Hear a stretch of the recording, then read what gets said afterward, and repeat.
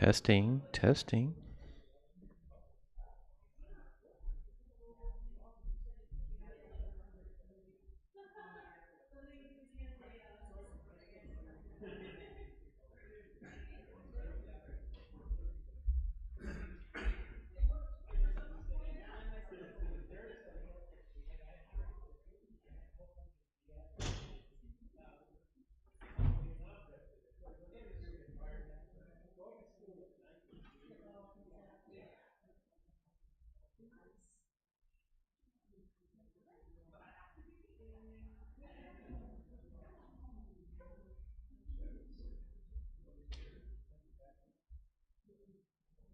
Look at that. Still got plenty of time.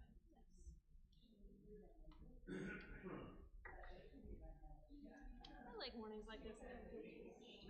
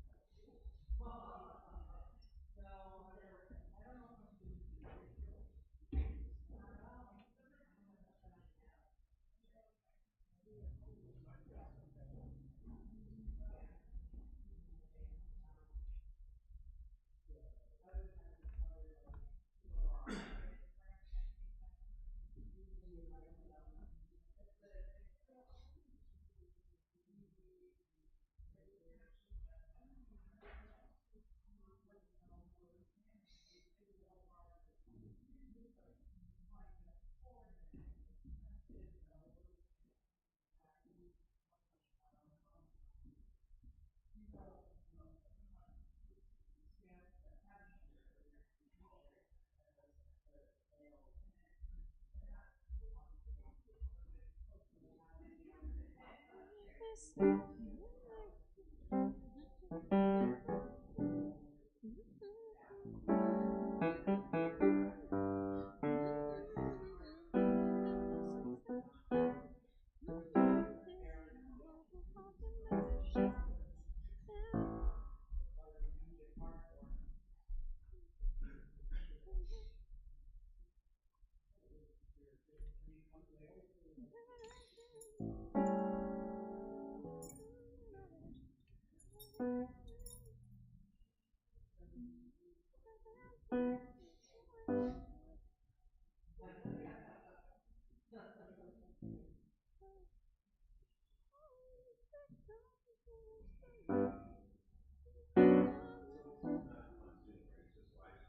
Live streamed, yeah. I'm not sure is it on Zoom or is it on YouTube?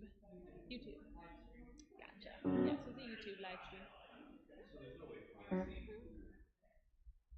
No. No, I think so, because usually we'll have people comment and stuff. Brad's usually got that open over there.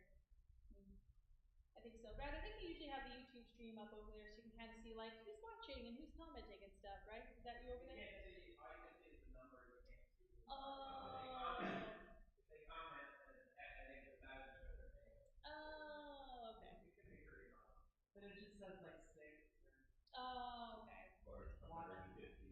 Yeah. 5,287. Always say hi to Anne Honeywell. She's watching. Yeah. Yeah. Francis and I like that. That just means that we're all.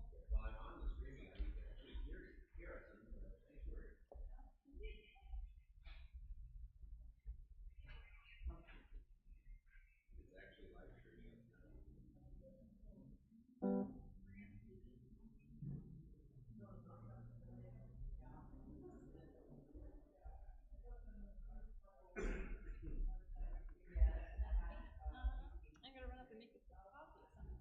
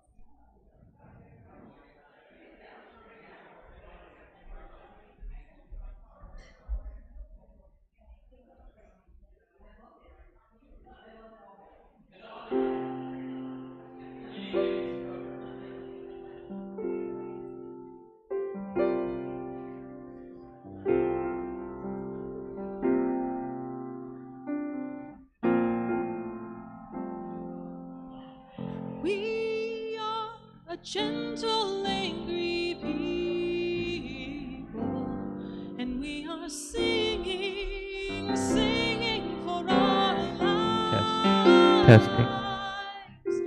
We are a gentle, angry people, and we are singing, singing for our lives. We are a justice-seeking people, and we are singing, singing for our lives. We are a justice-seeking people, and we are singing, singing for our lives. We are young and old together, and we are singing, singing for our lives. We are young and old together, and we are singing, singing for our lives. We are gay and strange together, and we are singing, singing for our lives. We are gay and strange together, and we are singing, singing for our lives. We are a gentle, loving people, and we are singing, singing for our lives.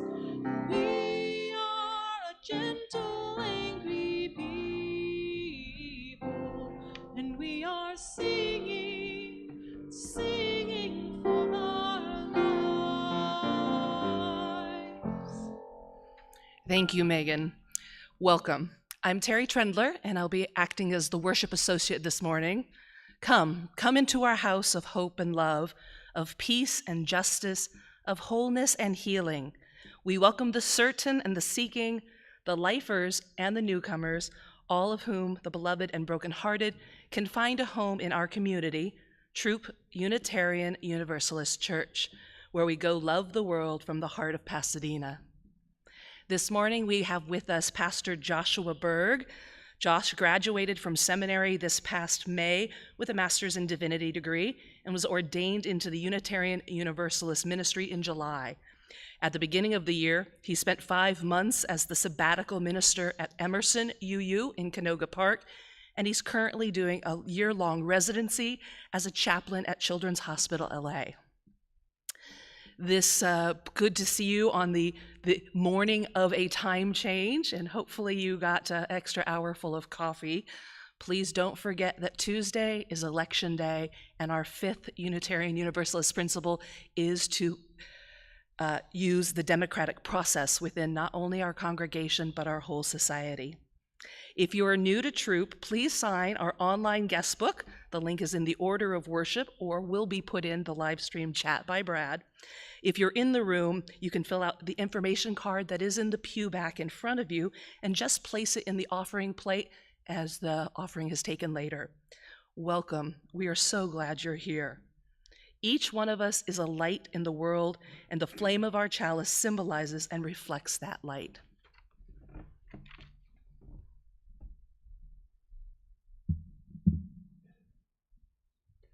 Our time together in worship is intimately connected with our daily lives. And as a symbol of that connection, we light our chalice with love, with compassion, and justice, with these words from Helen Keller.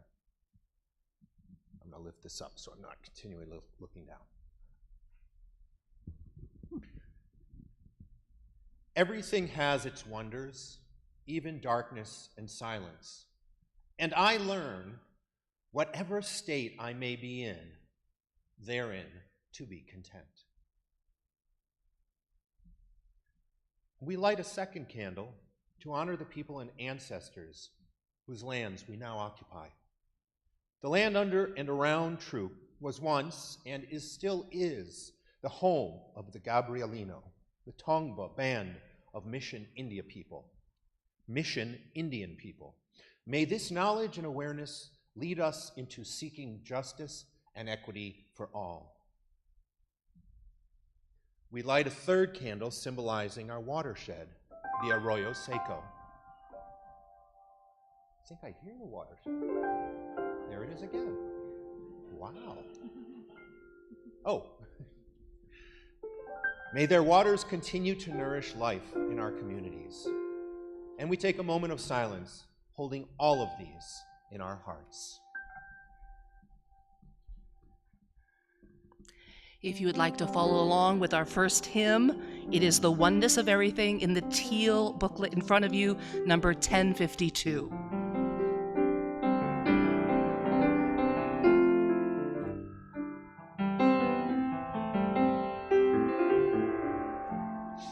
Far beyond the grasp of hands, or light to meet the eye, past the reaches of the mind,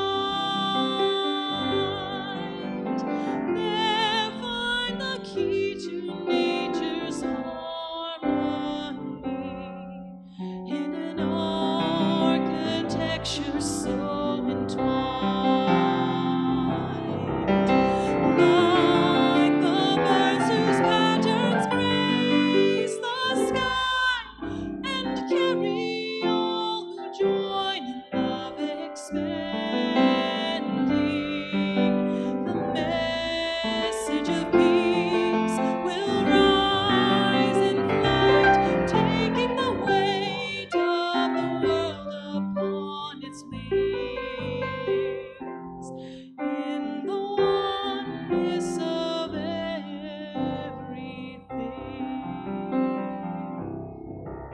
You would turn to your neighbor and say hello.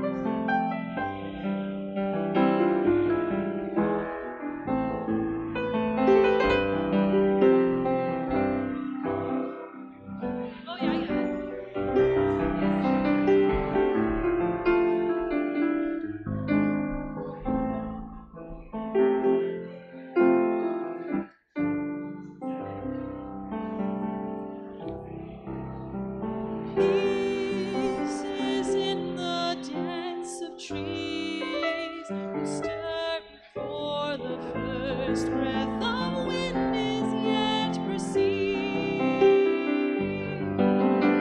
Vast and unmeasurable, torn with the dance in the mysteries and so believed. Songs of lives long past that touch our own are written in the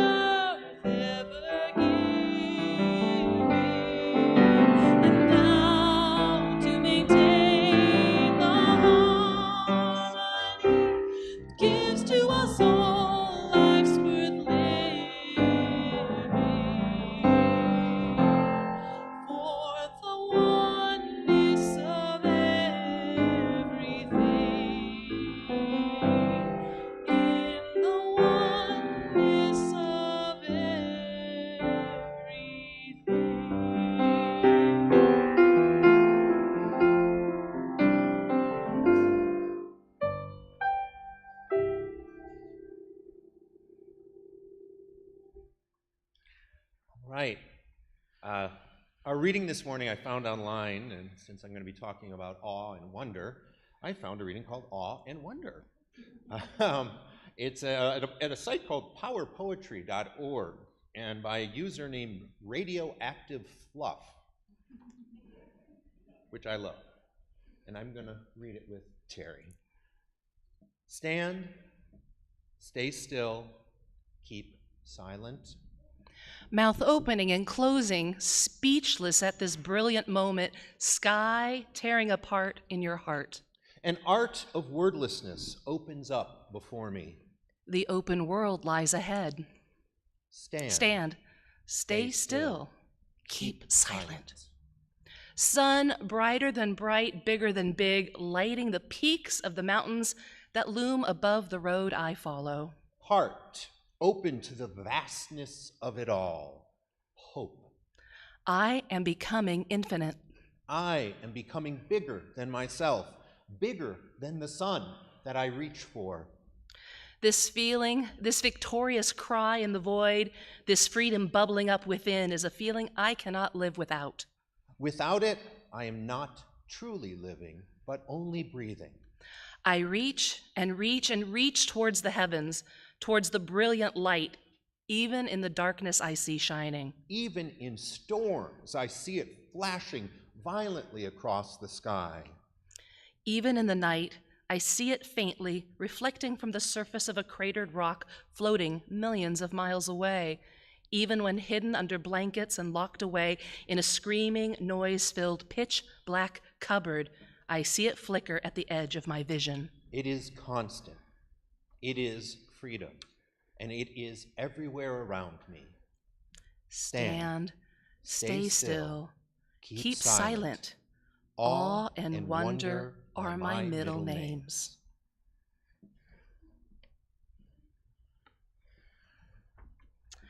And now, to give you a story from the Buddhist wisdom tales, this is the lesson, You're Still Carrying Her. Remember that source 3 of UU wisdom is wisdom from the world's religions, which inspires us in our ethical and spiritual life. 2 monks were strolling by a river on their way home to the monastery. They were startled to find a young woman sitting on the bank. The young woman asked, "Please, I beg, will one of you carry me across? The current is so strong today, I'm afraid I'll be swept away." The monks were from a particular sect in which they were prohibited from touching or even talking to women. The first monk, who remembered his vows and never to look or touch a woman, and so, without so much as a nod, crossed through the heavily flowing currents and soon reached the other side. But the other monk was filled with compassion for the woman. Ignoring his sanctions, he lifted her up and with some difficulty carried her across the strong currents and the rocky bottom. Reaching the other side, he let the woman down and went on his way. After some hours of continuing their journey in silence, the first monk could no longer contain his anger. "How could you do that?" he scolded. "You know we're forbidden to even touch a woman, much less pick one up and carry her around. You've put our reputation at risk." The other monk looked at his companion and smiled. "I put that woman down way back there at the riverbank, but it seems to me you're still carrying her." Thank you. Now, if you'll join with Megan in helping to sing our children out, Kate and Nora are going to have an activity for them. For you shall go out in joy, for you shall go out in joy, and come back in peace, and come back in peace. For you shall go out in joy, for you shall go out in joy, and come back in peace, and come back in peace. Blessed be.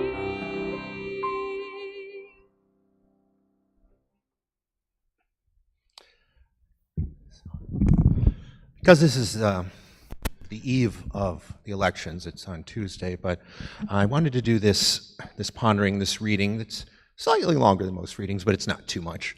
It actually is an interview with James Baldwin, and I just want to say it reflects the language of the time. James Baldwin's first biographer was named Fern Marja Ekman, and she was a pioneering feature writer and reporter for the New York Post. She died just recently, a few years ago in 2019, at the age of 103. And this interview took place on the afternoon of October 9th, 1963, just 2 days after Baldwin returned to New York from Selma, Alabama, where he had taken part in Freedom Day, a black voter registration drive organized by the Dallas County Voters League and the Student Nonviolent Coordinating Committee, or SNCC. I'll be reading James Baldwin. Terry will be reading Martha, the interviewer. Yes, the moral of the story, Fern. Yes, the moral of the story, Fern, is that what really happened was that 375 people who are American citizens, whom the government would put in jail if they didn't pay their taxes, would put in jail if they did not serve in the army. This same government says, and makes it known, they can't do anything to protect them. There were 375 people in the street yesterday who could have been shot down under the eyes of the FBI, and the government could have done nothing about it. All these people were jeopardizing their lives, their jobs, their children, everything they had in order to stand on that line in order to vote, which is an American right and duty. And the government of the US, which can mount invasions of Cuba and protect the Vietnamese, cannot protect these people? That's a lie. The government can do anything it wants to do. What it means is that the government does not dare yet to offend the Southern oligarchy. It's not the FBI who does it, you know. It's really the power of all these people in Congress who are Southerners, and the fact that Bobby Kennedy doesn't dare attack them. The administration doesn't give a damn.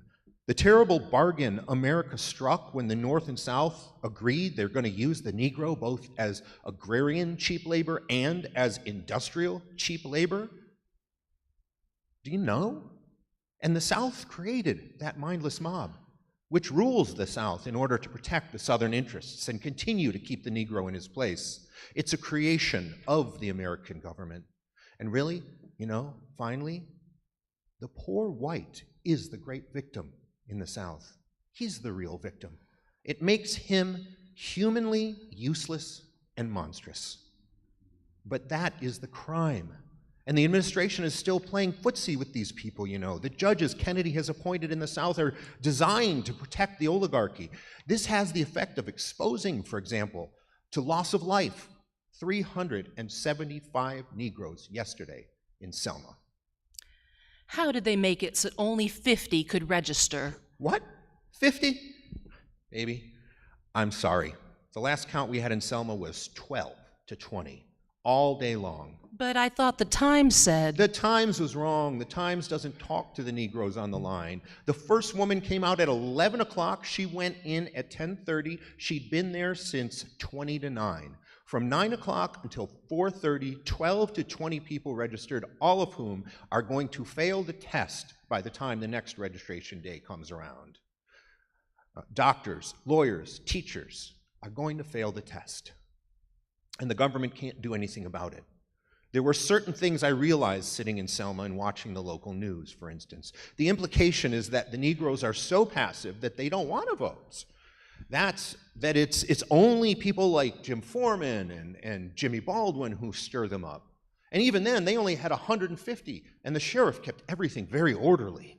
Well, the real drama is the fact that the people can't vote, and the government won't help them, and that they're living in a police state with the collusion of the federal government.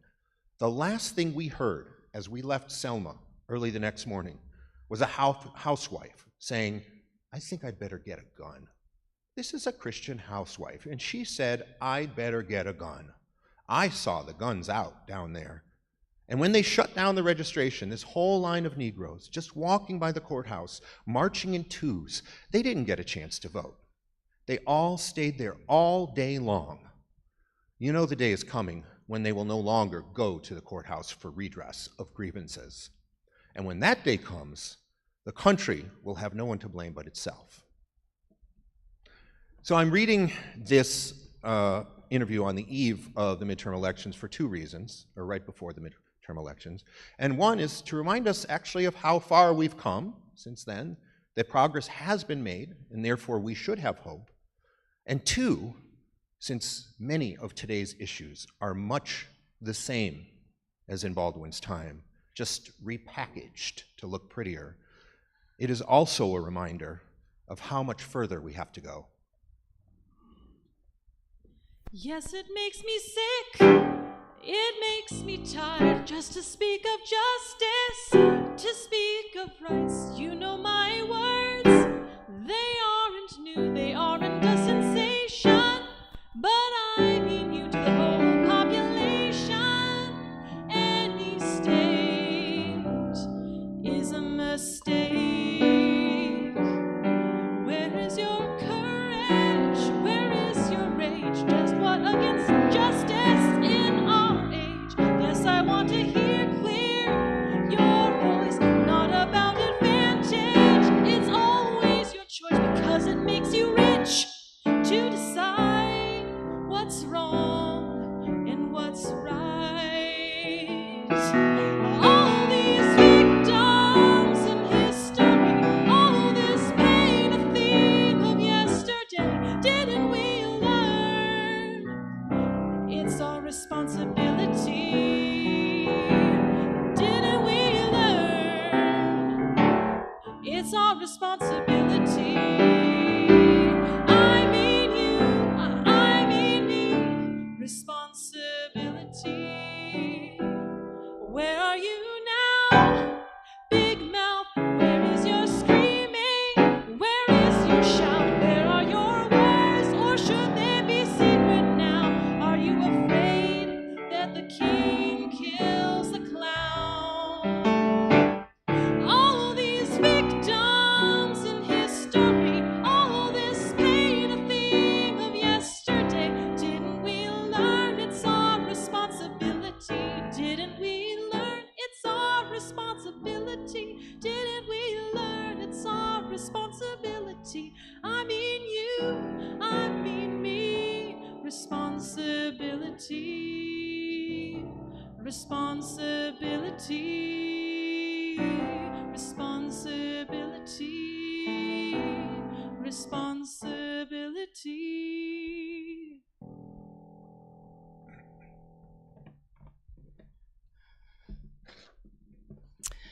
This church is our church. We support it through our gifts of time, our gifts of talent, and our gifts of treasure. There are 3 ways to offer a financial gift this morning: online or text to give. Those options are in the order of service and in the live stream chat. If you're here in the room, you can place your donation in the offering plate. There are donation envelopes in the pew back in front of you. And if you are a first-time visitor, please let the offering plate pass you by. Thank you for supporting our life together.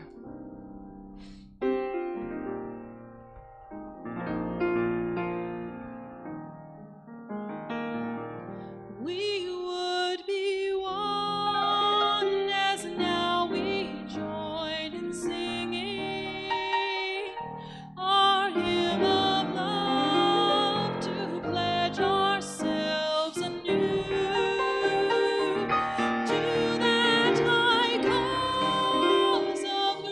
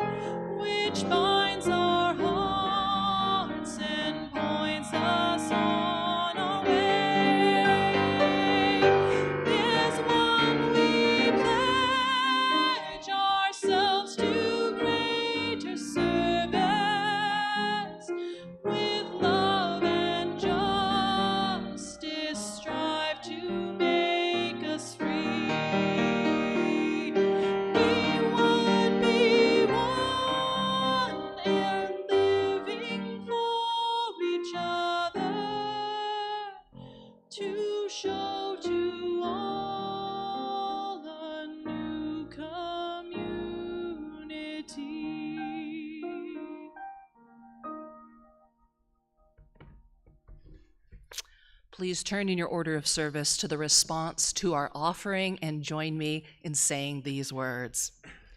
As we give thanks for this offering, say with me the words, for the ministries of the church in our community, we bless our offering with love and hope. And as our promise to the planet, as members of the family of living beings on earth, we are guided by the Unitarian Universalist principle of respect for the interdependent web of all existence of which we are a part. With hearts filled with love for it, eyes nurtured by its beauty, and minds ruminating on ways to protect its sacred and scarce resources, we promise to nurture the well-being of all life and of the planet itself.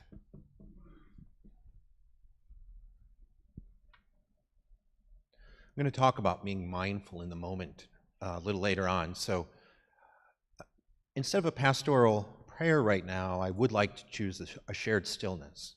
But when we're sitting in stillness, as Megan's playing, I'd like us to be very mindful of the mundane, of the objects around us, of the people around us. Be very purposefully, intensely mindful about that. Look at this amazing church. Consider who built it. Consider those amazing stained glass windows and the work that went into them. Consider who cut the beams for this amazing roof and how we're connected through time to those and each other.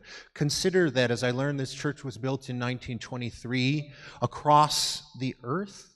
That very same year, the Reverend Norbert Čapek was holding the very first flower ceremony in what is now the Czech Republic, the same year this church was built. And if you're at home, just be mindful of the things that are meaningful to you in your home. Wherever you are, just be purposefully mindful of the awe around you.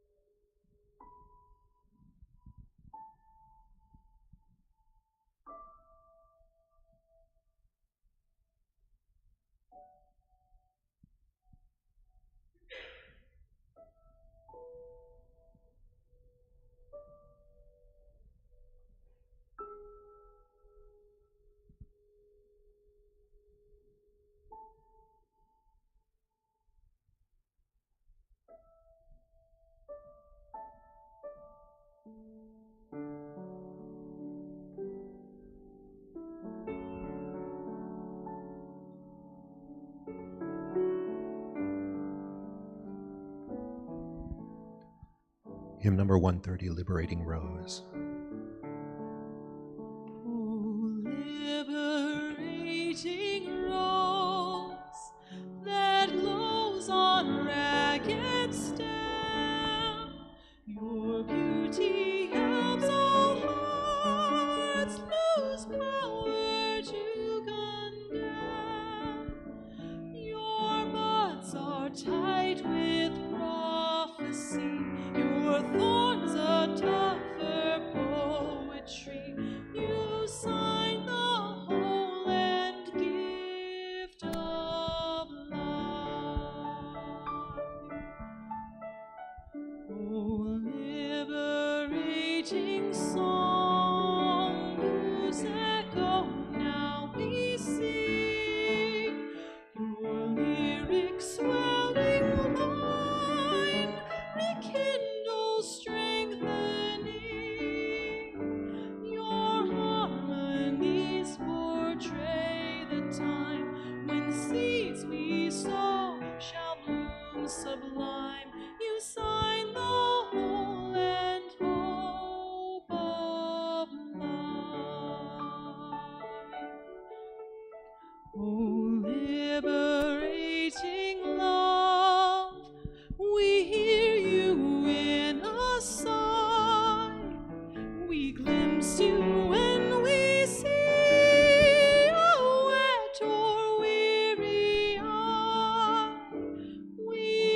touch you when our hands extend to soothe or to embrace a friend. You sign the whole and source of life.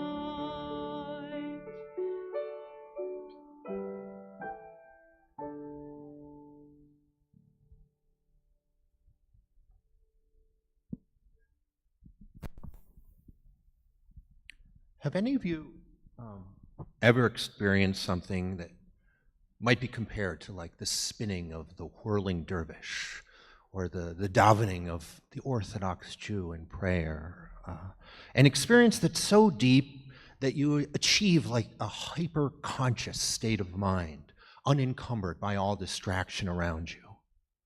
Have you ever entered into a euphoric, mind-altered trance where you might begin speaking in tongues, for instance, disassociated from the reality around you? Have you ever witnessed something like a faith healer laying hands on a fatally ill individual, and that experience forever transformed your own relationship to your own gift of life? I would imagine most people here in Unitarian Universalist Church would answer no to those things. These are what might be considered traditional religious experiences and very meaningful to certain people. And I have to admit, in the West at least, religious experience itself is most often associated and identified and connected to a specific dogma. Or sometimes it's Eurocentric, or sometimes it's ecclesiastical, so not everyone can relate to religious experience. Let me ask you another set of questions, however. Have you ever had a runner's high where you entered into a hyper-conscious state, unencumbered by distraction?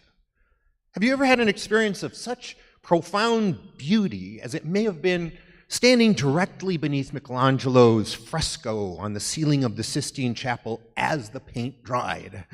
Or maybe you have, oh good, or maybe hearing, you'll have to tell me about it later, hearing the jazz singer Sarah Vaughan sing Misty live, 1964 in Sweden. Listen to the recording if you haven't heard it. An experience where you left that moment and you became hyper-focused on the beauty, completely disassociated from the reality around you. Does the story of the creation of the stars captured by these new images from the Webb telescope cause you to reconsider your own relationship to this universe? Have you ever witnessed the death of a loved one or the birth of a child, which forever transformed your own relationship to your own gift? I would guess that most people here are lucky enough to answer yes to at least one or even a few of these set of questions. I argue that these are also religious experiences. And these types of experiences, too, can be elitist, can be partisan. So I'm asking, what makes a religious experience that we might attempt breaking it down to universal fundamentals in order to arrive at something that all might have the chance to experience? Well, the primary defining characteristic, I think, unfortunately for this talk, it must be that it shouldn't be, and that it can't be completely or concretely defined at all, which leaves me in kind of a conundrum going on, but I'm going to try. So it shouldn't be defined at all because it's an experience personal to each individual. And until you come through something you can claim personally as a religious experience, there is truly no way to actually comprehend it. Even if the experience of multiple people, the religious experience is the exact same, identical in outward condition, each interpretation of that experience will be unique to the professor of that claim. Now, I use the term religious experience out of convenience and to facilitate some sort of common understanding. Most of us have heard that term. But what I'm talking about does not require the label religious, because it defies classification. And I contend that everyone, including those who don't identify as religious or have no belief in the supernatural, can have, I contend, the equivalent of religious experience. So what qualities are shared by different scenarios, like what I just described, including the reported outcomes that are shared, that might justify this contention that everyone can have a religious experience. Well, I've thought about that. The first quality is this idea of detaching from the reality in the moment, allowing hyperfocus. And detaching is the wrong word, actually, because what I'm actually referring to is being more connected to a singular reality, a hyper-awareness of whatever one is experiencing in that moment, that other realities just fade away. It's the act of being intensely mindful, as I was asking you to do in this time of stillness. Intensely mindful, intensely thoughtful, or what some might call spiritual. The philosopher Robert C. Solomon wrote, "If spirituality means anything, it means thoughtfulness. Thoughts about the meaning of life and the profound feelings that such thoughts engender." I shared some words at my ordination this year in May about my own practice of mindfulness and what I call my butterfly experiment. I intentionally set the image of the butterfly as my object of mindfulness, as like a test. And before long, I realized I was encountering butterflies everywhere, images of butterflies, people talking about them, all butterflies everywhere. And it wasn't that they weren't there before. It's what I hadn't noticed them before. And after that experiment, I began witnessing more meaningful things that were also always there, but more often than not, had gone completely unnoticed by me. So the first ingredient of this religious experience, I think, is just this intense mindfulness. Now, there's another ingredient from many theological recipes for religious experience that truly enhances the flavor of it, adds some elusive but essential metaphysical umami, and that the experience must also include awe. What you are mindful of, wonder at what you are noticing. The Romanian historian of religion, Mircea Eliade, he argued that experiences of awe were an ancient attribute of human beings, the beginnings of the experience of sacredness, which was universal and predated any particular form of religious belief known today. So what he's saying, what is often referred to as religious experience, actually came before religion itself, according to Eliade. People were having these experiences. And the positive psychology coach Jane Farnham writes that awe is a pro-social emotion. By encouraging us to be less preoccupied with ourselves, to get out of our own heads or our own ego, she says, awe motivates us to do things that enhance the greater good. What's more, she writes, that you don't need to go to extraordinary lengths or travel to the Sistine Chapel, for instance, great distances, to experience the awe that is available to you in each moment. Which leads to another essential quality of religious experience. And that's just not just the experience of awe, but the purposeful awareness, the awareness of awe.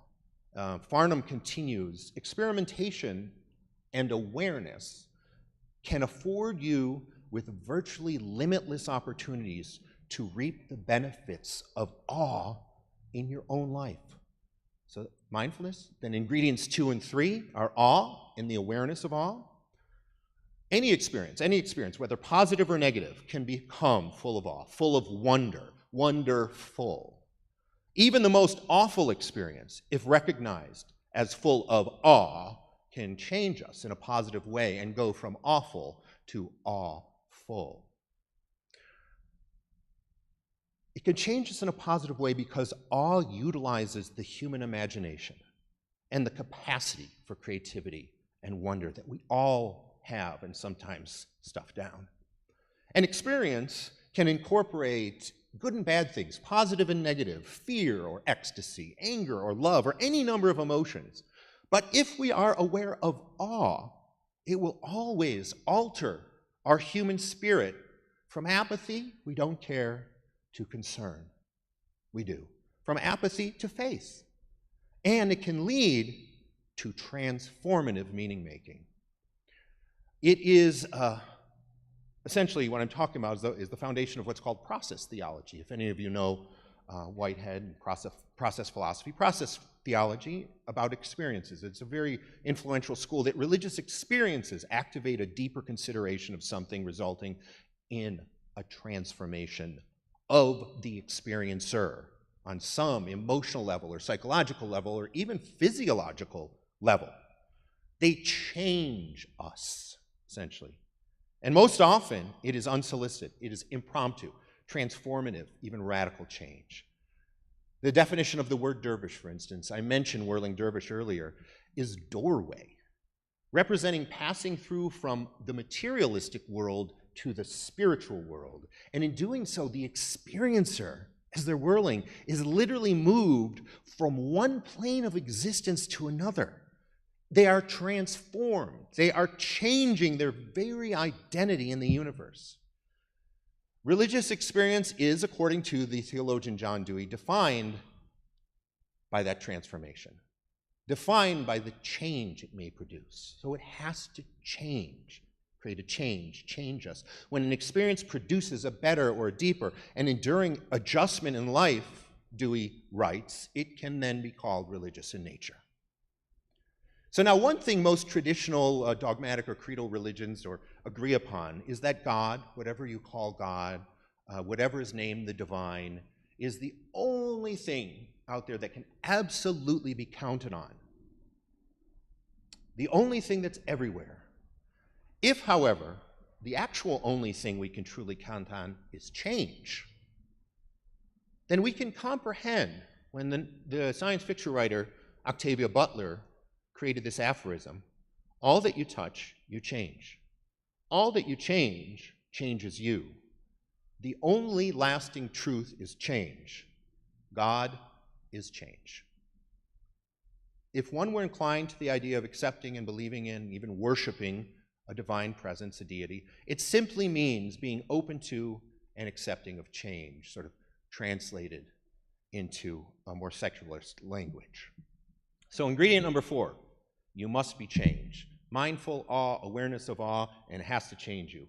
So let me try a little experiment.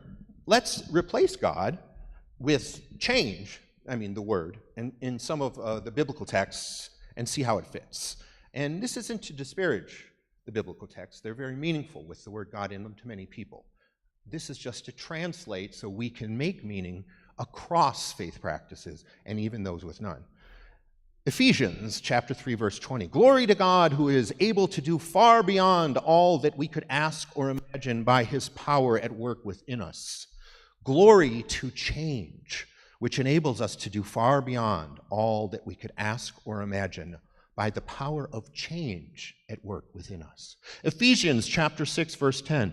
Finally, be strengthened by the Lord and his powerful strength. Finally, be strengthened by change and its powerful strength. Romans chapter 15, verse 13. May the God of hope fill you with all joy and peace in faith, so that you overflow with hope by the power of the Holy Spirit. May hopeful changes fill you with all joy and peace in faith, so that you overflow with hope by the power of change. Psalm 34, verse 8, taste and see how good the Lord is. The one who takes refuge in him is truly happy. Taste and see how good change is. Try it out. The one who takes refuge in change is truly happy. Do a couple more. Isaiah chapter 41, verse 10, don't fear because I am with you. Don't be afraid, for I am your God. I will strengthen you. I will surely help you. I will hold you with my righteous strong hand. Don't fear because change is with you. Don't be afraid, for change will strengthen you, will surely help you, and will righteously sustain you. And finally, I have to do one from Joshua. That is my name. Book of Joshua, chapter 1, verse 9. Have I not commanded you? Be strong, be courageous. Do not be frightened. Do not be dismayed, for the Lord your God is with you wherever you go. Has change not commanded you? Be strong, be courageous. Do not be frightened. Do not be dismayed, for change is with you wherever you go. It's a constant. Can't get away from it. An evangelist of any faith identity might say that God, as I said, is the only truth, the light, the way. You've heard that. Because not only is God omnipotent and omnipresent, everywhere, always, all-knowing, but only when we embrace God can we be saved. So replacing God with change truly makes sense to me, at least, because not only is change the only constant, but it is a most challenging aspect of life, and one that only when we embrace it, only when we embrace that there will always be change, no matter how difficult, can we be saved, can we save ourselves. So religious experience, that is to say, is not some attribution of the wonder of the universe to something outside of it, not an attribution to a creator or a caretaker or other deity, other God. Religious experience is humanity's attention to the wonders of the universe and a willingness to change and be transformed. It's not a higher power showing us something, a higher power giving us a sign, but rather us becoming aware of what is already there, of the beauty of the butterflies that are already there for us to witness. And for a non-believer like me, a secularist, who, I reject dogmatic religion, and I don't believe in creationism, and I don't use the word God with relation to my own theology, and that's not to disparage anyone who does. It's my religious experience,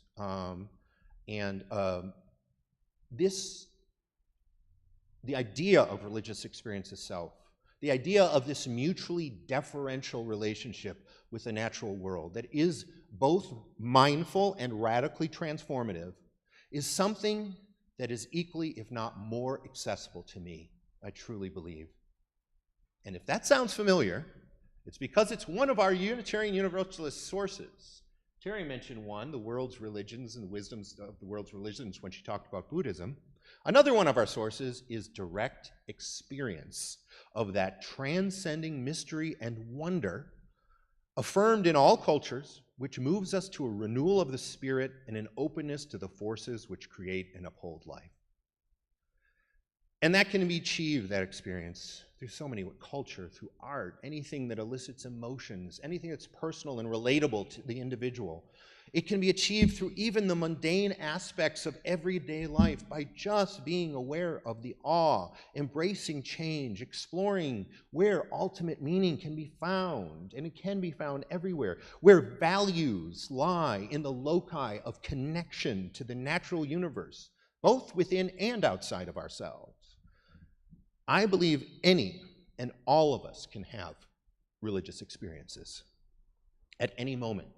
And in fact, I believe that any and all of us can have these experiences in every moment. And what's more, if we strive to make every moment one of direct experience of that transcending mystery and wonder which renews our collective spirit, is the only way by trying to find awe and wonder in our connection in every moment to bring about the necessary, the positive, the transformative, the radical, and enduring changes in the human attitude toward each other and toward the world. Hymn number 139, Wonders Still the World Shall Witness. Wonders still the world shall witness, never known in days of old, never dreamed by ancient sages, howsoever free and bold. All we children shall inherit wondrous arts of just unknown, when the dawn of peace its splendor over all the world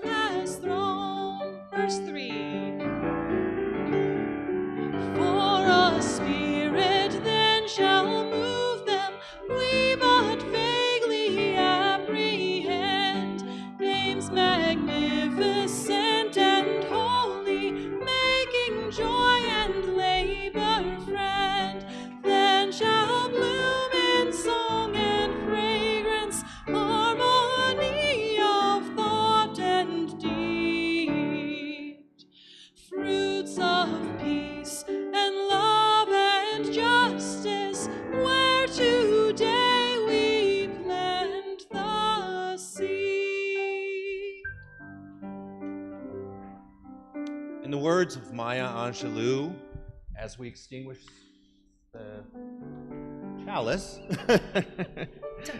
imagine. If you don't like something, change it. If you can't change it, change your attitude. Thank you. We shall be known by the company we keep, by the ones who circle round to tend these fires. We shall be known by the ones who sow and reap the seeds of change alive from deep within the earth.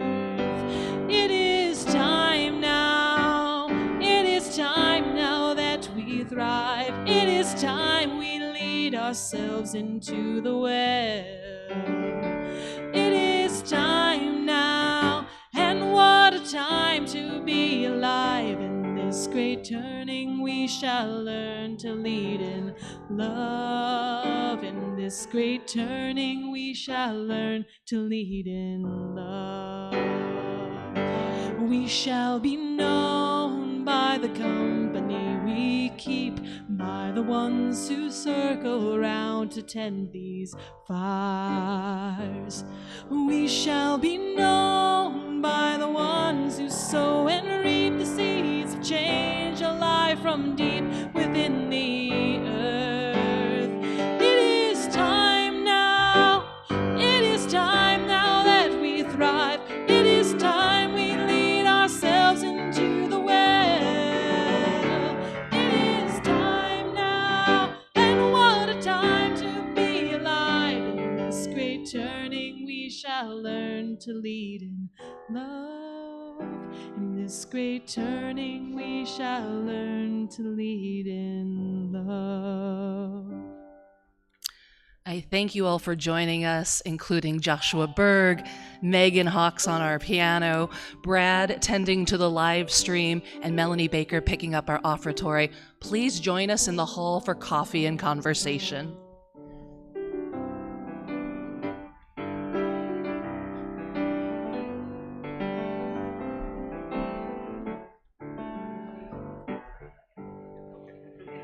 We shall be known by the company we keep, by the ones who circle around to tend these fires. We shall be known by the ones who sow and reap the seeds of change alive from deep within the earth. It is time now, it is time now that we thrive. It is time we lead ourselves into the well. It is time now, and what a time to be alive. In this great turning we shall learn to lead in love. In this great turning we shall learn to lead